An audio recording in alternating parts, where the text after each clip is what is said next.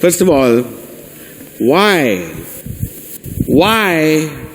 would you start with your friends and relatives? Give me a break. I mean, seriously?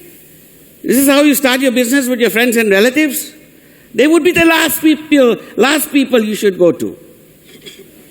Are you with me? Let's think about it for a moment. I can sit out here and talk to thousands of you who come from all across the world.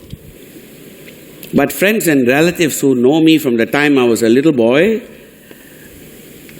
they still don't listen. The problem is, they saw you since you were little.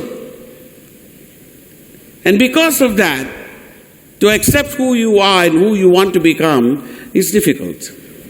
You actually go out there and start to work, and the best is to talk to strangers. A stranger is more likely to listen to you.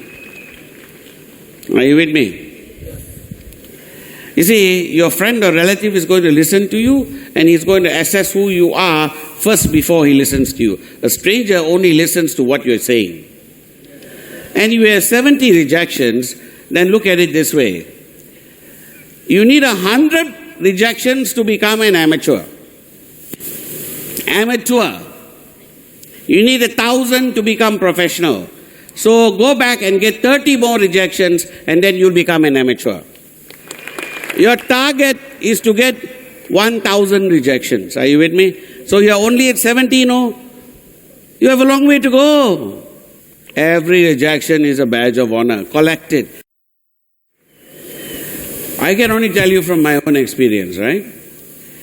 Just like there's the Messi way of playing, there's the Pele way of playing. The Tendulkar way of playing, Gavaskar way of playing. Are you with me?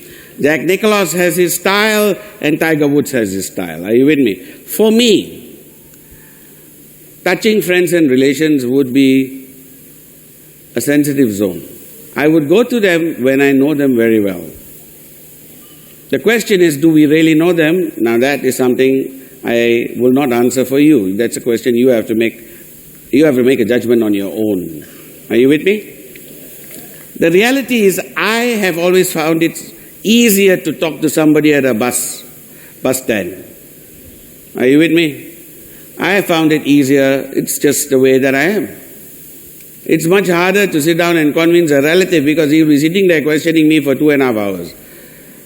So, but it's good training.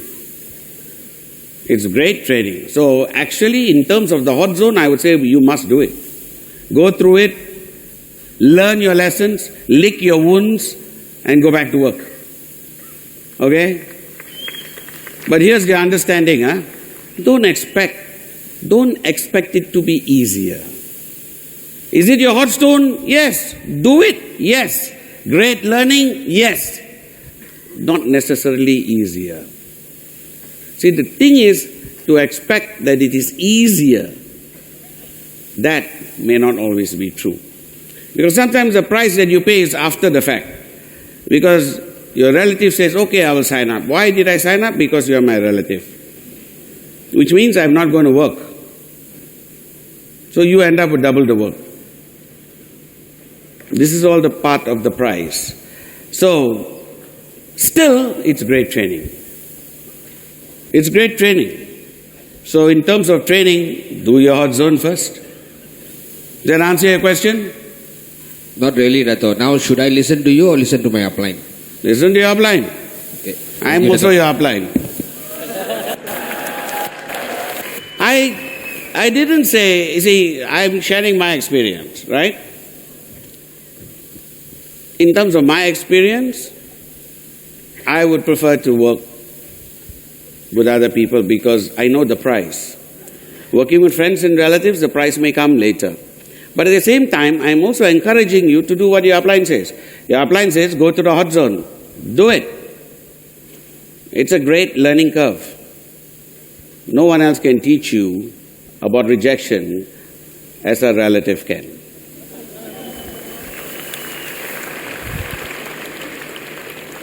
Are we good?